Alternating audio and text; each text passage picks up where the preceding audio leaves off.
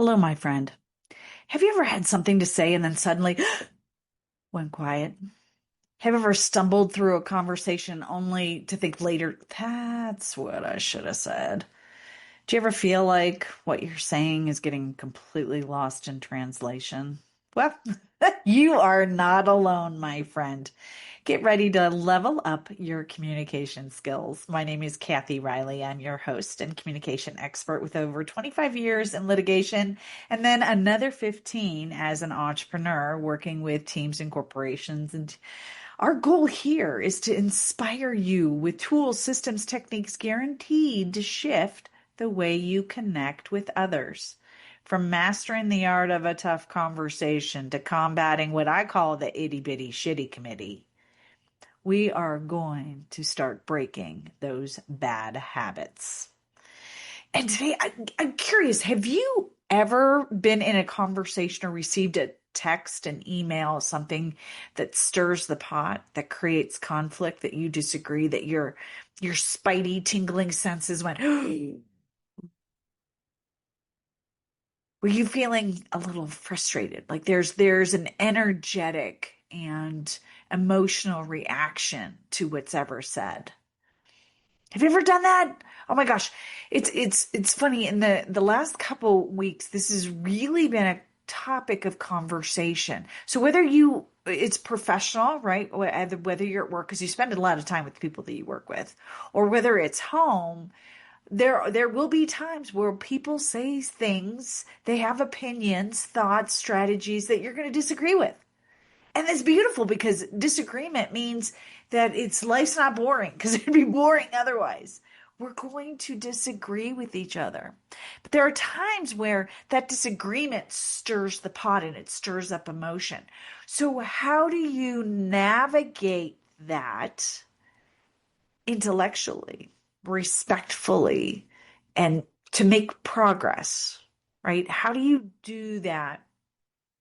And this works at home too. This is a tool that I'm going to share as a framework called PACE. But it works at work, but it works at home. So have you ever been one of those people that has a strategic plan for loading the dishwasher? I am definitely one of those people where, loading the dishwasher, there's certain ways to it. Every dishwasher is different.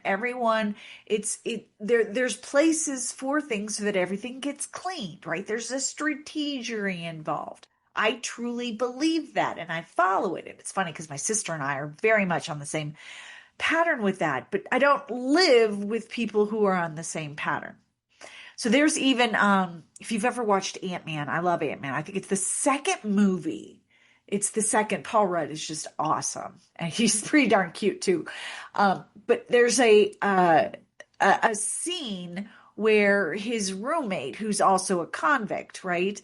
That they have this security company that they're building together. And Paul Rudd is on house arrest, and his buddy is out there, and so all this stuff is transpired, and now you've got the bad guys trying to find people, the main character, and so they give the convict, the roommate, truth serum. And there's a whole side thing about whether it's really truth serum or not, which is kind of funny. So if you haven't seen Ant-Man, go see it. But even there in that movie, so the roommate, so it's Paul Rudd's Ant-Man's roommate. He's got the truth serum in him, and he goes off on a tangent and he starts yelling at him about how he loads the dishwasher. Who puts plates on the top rack? He tells him. And it's really, really funny. I mean, the dishwasher is a thing. It is a thing. Either you have a strategery or you don't. But if you do, you're passionate about it. So I say this because I'm somebody that does, and my husband does not. And his thoughts on where things should go are very, very different than mine. And so we've been happily married, I might add, for 22 years. We've been together for 24. I call him my Prince Charming because he is all that in a bag of chips. Honestly, I got so lucky when I found him. But we disagree. We vehemently disagree on how to load the dishwasher. And so for years, it was one of those arguments that it was like a silent argument, and it just kind of started creeping up. And at the end of the day, I had to take a beat and realize what are we arguing? It's a dishwasher. It's a dishwasher. So use this framework. I didn't know I was really using this framework, but now I can call it a framework because now I can actually put words to what I did. Now, background in psychology, neuroscience, and all of that. There's reasons why we do what we do. And when we become aware, when we know better, we do better. And I really started thinking about the whole dishwasher thing. And now I can, as I share this with you, utilized this framework that I'm about to share. And at the end of the day, I was able to realize that it is just dishes. It's just dishes. At least my man actually puts the dishes in the dishwasher, right? Sometimes we think these little things are more than what it is. We relate other arguments, other feelings to the current task at hand, and we infer, right? And we connect the dots where there is no dots. We're emotionally charged with something that's been happening, and the dishwasher is the dipping point. Now, we can say that in a variety of different areas, whether it's at work, right? It's an email you received, it's a text you received, whatever it is, something is going on that text, that email, that situation is then the tipping point where you're about ready to lose it, just ready to lose it. So when you are feeling that way, when a conversation, when an email, when a text, when you receive it and you feel that emotional charge, because you're going to feel it and you know you feel it, pay attention and implement PACE. PACE. And that's pause, acknowledge, clarify, and engage. Okay, so P, pause. Take a step back. We are in the situation, whether it's verbal, whether it's written, whatever, our emotions are charged. Effective communication does not happen through emotions. Let me say that again. Effective communication does not happen through emotions. So pause. But that doesn't mean the emotions should be hammered down. Just pause, take a beat. And when you're it's verbal, right? When you're face to face, say, I need to take a moment. I need a moment. I need a moment. It's okay to people were like, oh, because then they'll know something is triggered, right? You say, okay, you need a moment. I just need a moment. Take the moment. When you get that email, text, message, whatever it is, take a beat. I like to give 24 hours. If it is something, otherwise you're grabbing, your phone, you're grabbing whatever, and you're just like, you go off on a tangent. Don't go off on a tangent. Take a beat. Pause. Pause. Acknowledge and assess. That's the A. Acknowledge and assess. Yes, you have feelings. Guess what? You're human.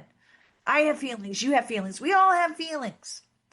What happens often is tonality is confused through communication, through written communication. You can't hear it. You don't understand. You don't know what the tonality is. So what is meant for tonality and what is received are two very different things. And in written communication, it's even more of a priority to pause and assess and remove the tonality.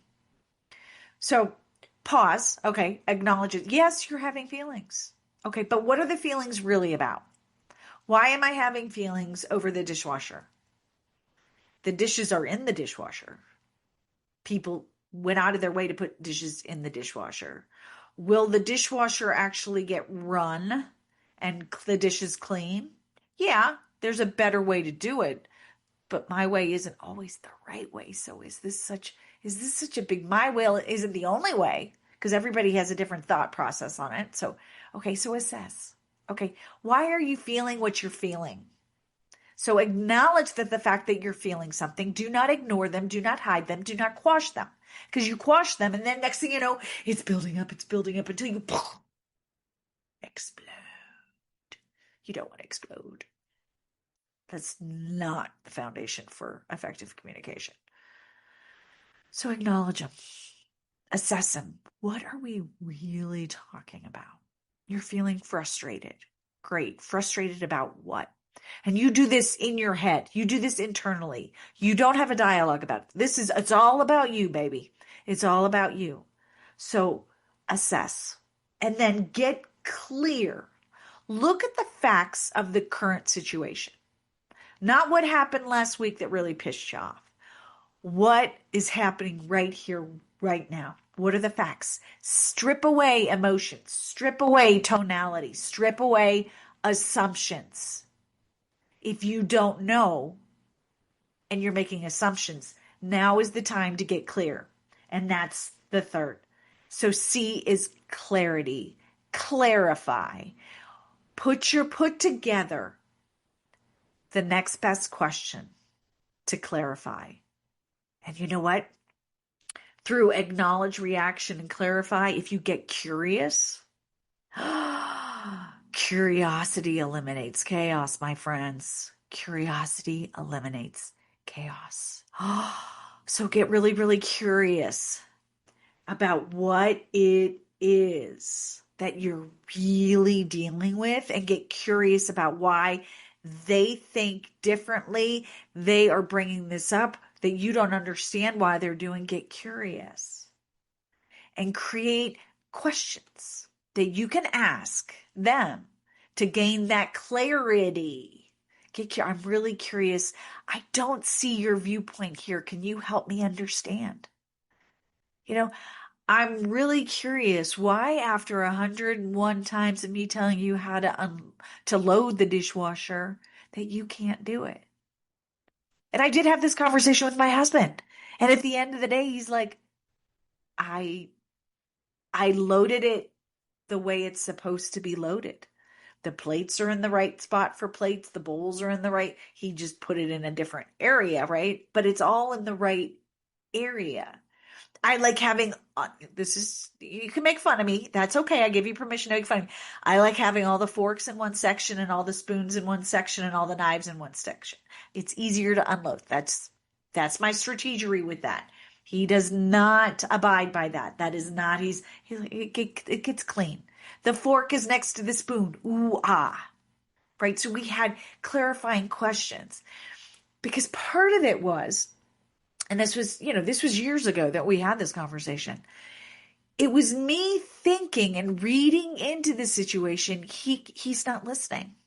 He doesn't care that I care, right? We infer so much more to the argument, to the disagreement, than is really there. And he's like, honey, I'm just trying to get it in the dishes and get them clean. Right? And at the end of the day, that's what I want too. At the end of the day, we both want clean dishes. So our goal is the same. Our methodology may be different. And it doesn't mean we disrespect each other. We just have different paths to get there. So getting really, really taking a pause, acknowledging the feelings, getting really, really clear on the facts of the situation, then that's when you engage. That's when you engage and ask the clarifying questions. You get really, really curious, and you do that without the emotions. So you're calm, you're collected, right? And you are clear, and you're gaining additional clarity that the two of you get on the same page. The language then focuses on the solution, not what's stirring the pot, not your emotions. You make me feel, I'm so mad when you do that. Nope, put that all aside. It's about the situation. It's not about your emotions. Because emotions, we often don't feel like it, right? We feel like, I don't feel like working out. I don't feel like doing this. Feelings have nothing to do with a lot of our projects, our tasks, our happiness. Yeah, we want to work out. We want to get healthy. We want to lose weight. We want to build muscle. We want to feel good. But when we get up in the morning, we don't feel like working out. It's not about feeling like it. It's about what's the intention, what's the focus, what's the goal, and how can we take the feelings and the emotions out of it to be strategic. And implementing pace, my friends. Pace is the framework to navigate when we don't agree, when there's conflict, when somebody is stirring the pot, when you're stirring the pot. Right? Implement pace. Pause, acknowledge, and assess. Clarify, get clarity on what is the big issue and get curious. And then, and only then, do you actually engage. You guys, this is a powerful framework that you can implement today. Write this down. Write PACE on a Post-it note. Stick it on your refrigerator. Stick it on your desk. Stick it on your phone. Put it somewhere. Pace yourself. When it comes to communication, yes, we're the human race, but we do not need to be racing through communication. We need to pause, assess, acknowledge, clarify, get curious, and then engage. Pace. Oh, so good, so juicy. All right, my friend. So that's a wrap for today's episode of Breaking Bad Communication.